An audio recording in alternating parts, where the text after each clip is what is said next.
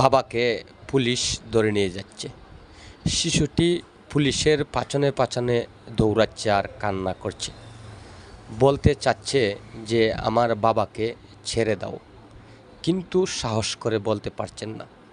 ঠিক ওই মুহূর্তে বাবা মেয়েটিকে বুকে জড়িয়ে নিলেন, মেয়েও বাবাকে জড়িয়ে নিলেন। ঠিক ওই মুহূর্তে কে যেন বাবার গাল ঘেঁষে মেয়ের গালে একটি থাপ্পড় মেরে দেয়। মুহূর্তের মাঝে সামাজিক যোগাযোগের মাধ্যমে বিষয়টি ছড়িয়ে পড়লে অনেকটাই বলতে শুরু করেন পুলিশ ওই ধরনের কাজ করতে পারেন না। যদিও কোনো পুলিশ করে থাকেন তাহলে তিনি কোনো সন্তানের বাবা নন।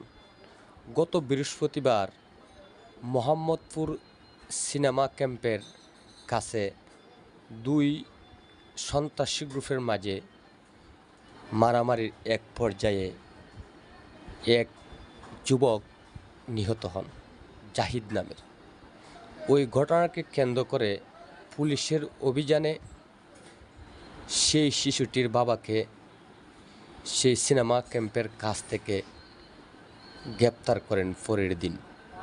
গ্রেপ্তার করার পরপরই কিন্তু 7 বছরের সেই শিশুটি কান্না করতে করতে পুলিশের পাছনে পাছনে দৌড়ানোর এক পর্যায়ে বাবা শিশুটিকে কান্না কণ্ঠে জড়িয়ে ধরে, শিশুও বাবাকে কান্না কণ্ঠে জড়িয়ে ধরে।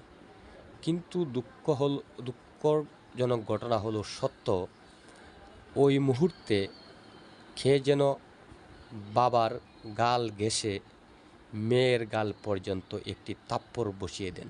গত শুক্রবার দিন শিশুটির বাবা রুস্তম সহ 4 জনকে আদালতে তোলা হয়েছিল। বিচারক 4 জনকেই জেল হাজতে প্রেরণ করেছেন।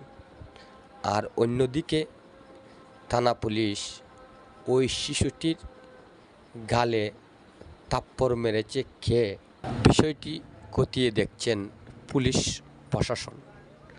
তবে আমাদের বিশ্বাস পুলিশ ওই ধরনের কাজ মুটি করতে পারে না, বিশ্বাস হচ্ছে না। তবেও যদি কোনো পুলিশ করে থাকেন, আবারও বলছি, উনি কোনো সন্তানের বাবা নন। সুপ্রিয় দর্শক, ভিডিওটি অত্যন্ত পরিমাণে ভাইরাল হয়েছে, সবার মনে দাগ কেটে দিয়েছে।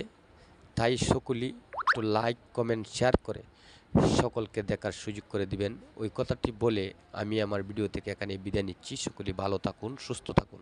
আসসালামু আলাইকুম।